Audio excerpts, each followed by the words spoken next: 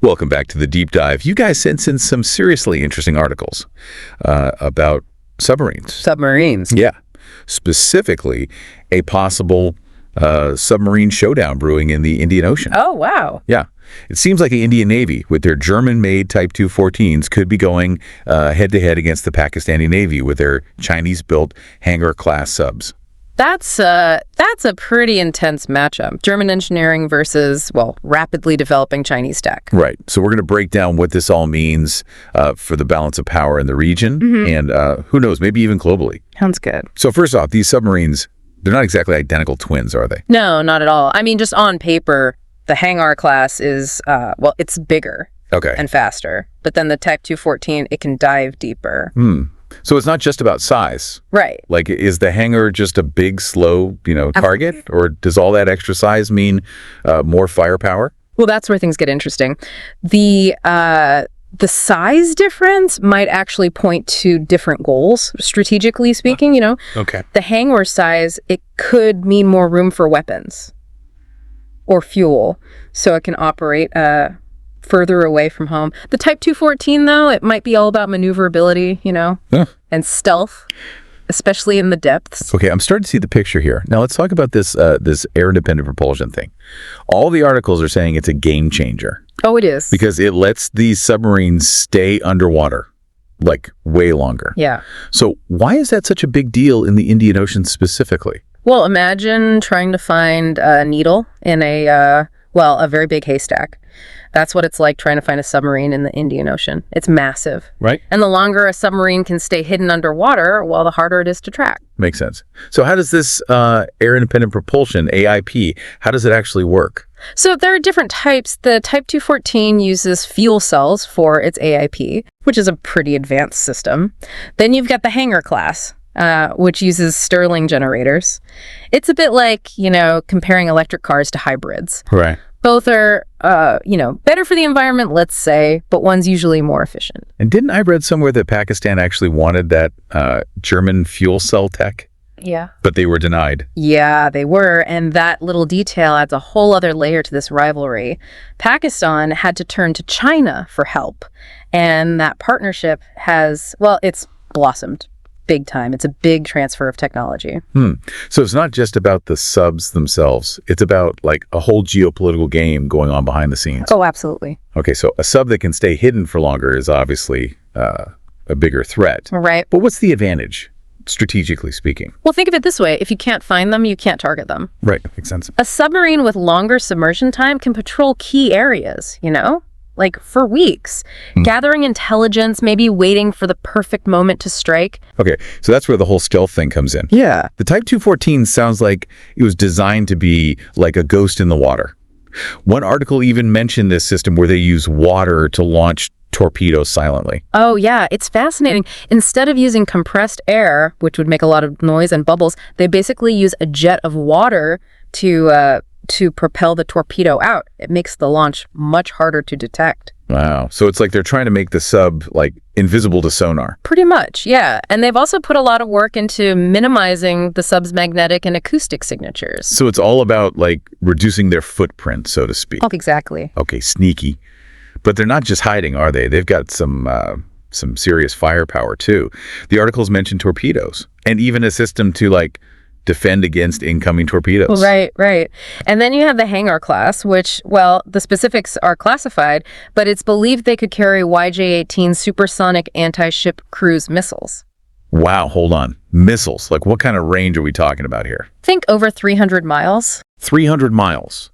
So it's like an underwater sniper that can take out ships from like way beyond visual range. Basically, yeah. So it's not just about subs fighting each other anymore. They can target surface ships from a long way off. Exactly. That changes the whole game, doesn't it? Oh, for sure. It raises the stakes considerably. We're not just talking about, what's the term? Sea denial. Right. The Hangor-class with those missiles, it's a serious offensive capability. It can dictate the terms of engagement, force the enemy to stay further away from the coast. And this is where it gets really interesting. One of the articles mentioned that China's newer subs have these angled sails designed for stealth. And it made me wonder, could they be planning to like upgrade the Hangor-class with that tech too? It's definitely possible. Remember, Pakistan is relying on China to build these subs initially, but the goal is to build them domestically eventually. Right. And they're not exactly shy about using the latest technology. So imagine a Hangor-class sub, practically invisible to sonar, lurking hundreds of miles offshore and armed with missiles that can take out a ship from miles away. It's a scenario that, well, I'm sure naval strategists around the world are thinking about very carefully. Yeah. It raises a lot of questions about the future of naval warfare, not just in the Indian Ocean, but globally. It does. And that's something we'll dive into in the next part. Okay, so we're back, and I guess you could say sometimes it's what's lurking beneath the surface that's the most, interesting. True. We left off talking about how these submarines could, really shift the balance of power in the Indian Ocean. Right. But what does that actually mean, like in practical terms? Well, it's not as simple as one side, just winning because they have a new submarine. Right. It's more like this constant back and forth. Each side is adapting to what the other one is doing. So like a chess match. Exactly. Two grandmasters constantly trying to outmaneuver each other. That's what's happening here. Okay, I like that analogy. So let's bring it back to these specific subs. The Type 214, with all its stealth tech, how does it actually fit into India's overall naval strategy? Well, it seems like the Type 214 is all about controlling key areas, like strategically important choke points, Okay, yeah. shipping lanes, maybe even coastal areas. The idea is that the Type 214 could basically make those zones too risky for enemy ships to operate in. So it's not necessarily about like going on the offensive. It's more about controlling the board, so to speak. Yeah, exactly. It's a defensive strategy, but a very effective one. Because if you can't even get close, well, you can't attack, right? Right. The ability to remain undetected for a long time, plus those torpedoes and, countermeasures, it makes the Type 214 a pretty big obstacle for any navy. Okay, I'm seeing how that works. But then you've got the Hangor-class with those long-range missiles. Right. That's a whole different ballgame, isn't it? It is. The Hangor-class is definitely leaning towards a more, offensive strategy. It's about projecting power, being able to strike from a distance. So one is about keeping the enemy out, and the other is about hitting them before they can hit you. You got it. That complicates things. And this goes way beyond just India and Pakistan, doesn't it? You mentioned China earlier. Yeah. What role are they playing in all this? Well, China's support for Pakistan's submarine program has been, essential. They haven't just provided the technology, They've also provided expertise to help build these submarines, and their strategic interests are very much aligned with Pakistan's, at least in that region. It's a partnership that's, it's been growing stronger for a while. So it's almost like a proxy war, in a way. You've got these two tech giants, China and Germany, backing their respective allies in this underwater arms race. You could see it that way, yeah. Okay, and that brings us back to the whole nuclear question. It was pretty alarming to read about Pakistan potentially developing nuclear-capable submarines. It is a concerning development.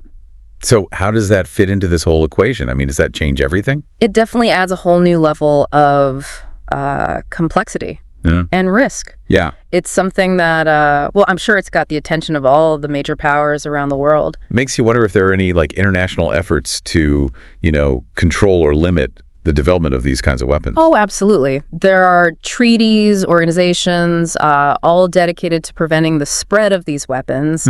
And there's constant, diplomatic pressure to try to get nations to, to find peaceful solutions. But haven't those efforts failed in the past? They have sometimes. So how effective are they? Really, it's kind of unsettling to think about these weapons just hiding out in the ocean. I understand that concern. There's no guarantee that these efforts will always work. But that doesn't mean we should, give up on diplomacy and international cooperation. It's a constant process. Okay, I see your point.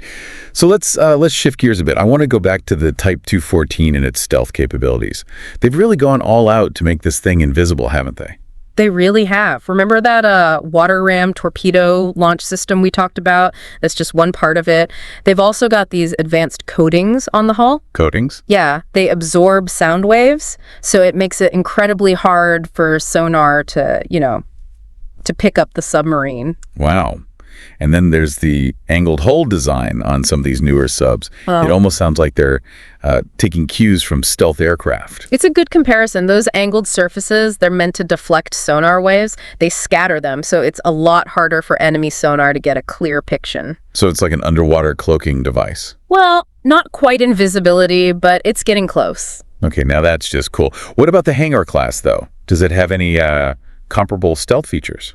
It's harder to say for sure since, the details are more classified. Right. But we know that China has been making some serious progress in submarine stealth tech. The Hangor-class probably has some level of noise reduction, signature management. Okay. But it's probably not as advanced as the Type 214, at least not yet. But what about that article, the one about the Chinese sub with the angled sail? Yeah. Could they be planning to, upgrade the Hangor-class with that? They could. And if they did, well, that would make a huge difference in the Hangor stealth capabilities, make it an even tougher opponent. Okay, something to keep an eye on then. We've covered a lot of ground here. From the specific submarine tech to the bigger geopolitical picture. Yeah. But, these aren't just robots we're talking about. There are people operating these complex machines. You're absolutely right. That's something people often overlook. We can talk about all the technology, but ultimately it's the submariners, the men and women who operate these vessels who really make the difference. So it's not just about having the best tech. It's about having the best trained crews, too. Exactly. The skill, the experience, the decision-making of the crew, all of that is crucial. Think about the pressure these submariners are under, operating in a confined and potentially dangerous environment. Yeah, like for weeks at a time. It must be intense. It is. Submarine warfare requires a very particular set of skills, technical expertise, of course, but also psychological resilience and teamwork. It's really a team effort. And then there's the isolation factor. Right. Weeks, maybe even months underwater, cut off from the outside world. I can't even imagine. The psychological demands are, they're immense. Confined to a small space, working closely together, constant pressure. It takes a lot of camaraderie, trust, and discipline to function effectively in that kind of environment. It really makes you appreciate the human side of all of this. It does. It's easy to get caught up in the tech specs and the geopolitical stuff, but these are real people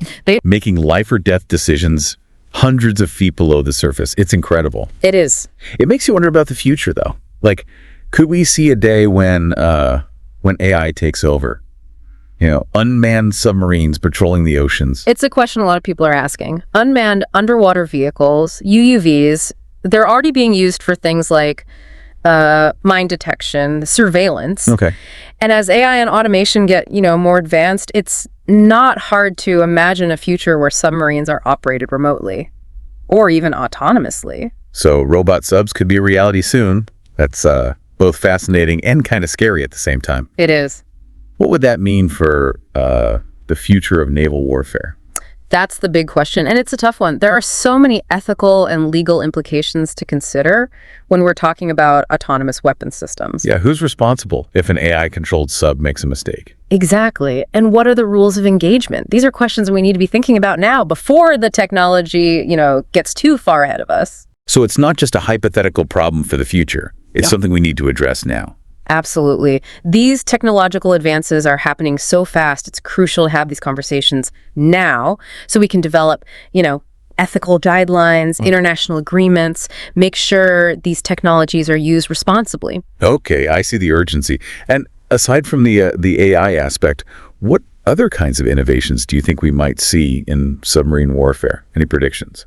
Well, stealth technology will probably keep advancing. We could see subs that are even quieter, even harder to detect. Imagine submarines that can essentially blend in with the background noise of the ocean. So basically invisible to sonar. Essentially, yeah. Okay, now we're talking invisible subs. What else? Another area where we could see big advancements is propulsion systems. Okay. We could have subs that are faster, more maneuverable, able to operate for much longer periods without refueling. So they're going to become even more like super advanced underwater predators. In a way, yes. But it's important to remember that these technologies are, they're tools. How they're used depends on the people who have them. Right. Ultimately, the future of submarine warfare isn't just about technology. It's about the choices we make as a global community. And we're back for the final part of our deep dive. We were talking about the submariners themselves, the people who actually operate these machines? What's the training like for them? Well, it's definitely not easy. They go through years of training, not just for the technical side of things, operating these incredibly complex systems, but also for the psychological challenges. Living and working in that kind of environment, it's not for everyone. Yeah, weeks, maybe even months underwater. Yeah. Cut off from the world. It must take incredible mental strength. Oh, it does. And teamwork is absolutely key. Right, because in a submarine, one mistake could be disastrous. Exactly. Every single person on that crew has a vital role to play. They have to depend on each other completely. It's a very high-pressure environment, and they need to be constantly alert, think fast, and really understand not just the technology, but the tactics, too. It really puts things in perspective, doesn't it? We get so focused on the technology and the global politics, but it's the submariners who are on the front lines, literally making life or death decisions, hundreds of feet underwater. Yeah, it's a humbling thought. These submarines, we talk about them as weapons, but they're also carrying human beings, people with families, dreams, lives outside of that steel tube. Okay, so we've talked about the present, the current rivalry, and the human side of things. Yeah. But what about the future? We were getting into some pretty sci-fi territory earlier, talking about AI-controlled submarines. Could that actually happen, say, in the next decade or so?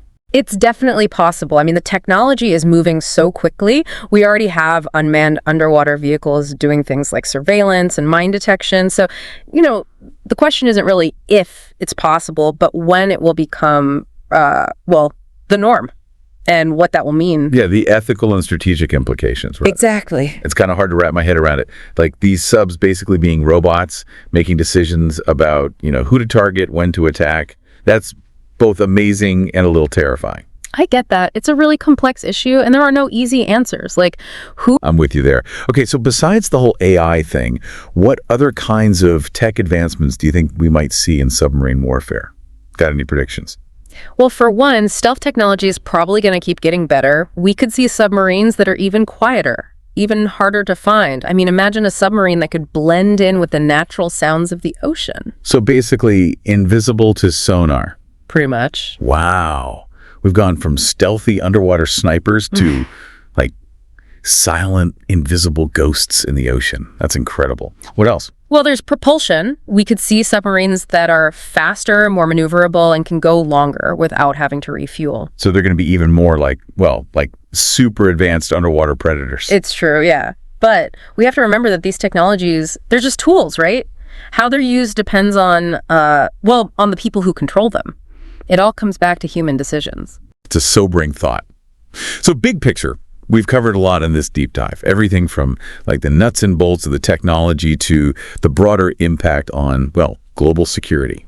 Any final thoughts for our listeners out there? Well, I think the key thing to remember is that this rivalry, this arms race between India and Pakistan, it's just a small part of a much bigger story. It's about power shifting, technology changing at an unbelievable pace, and the constant challenge of trying to keep peace in a very complicated world. Well said. We've gone from submarine specs to the future of warfare and everything in between. It's been a wild ride. It really has. For everyone listening, thanks for joining us on this deep dive. Hopefully you've got a new perspective on the world beneath the waves. It's a world of secrets and strategy and human ingenuity, and it's changing all the time. Keep those brains curious, and we'll catch you on the next deep dive.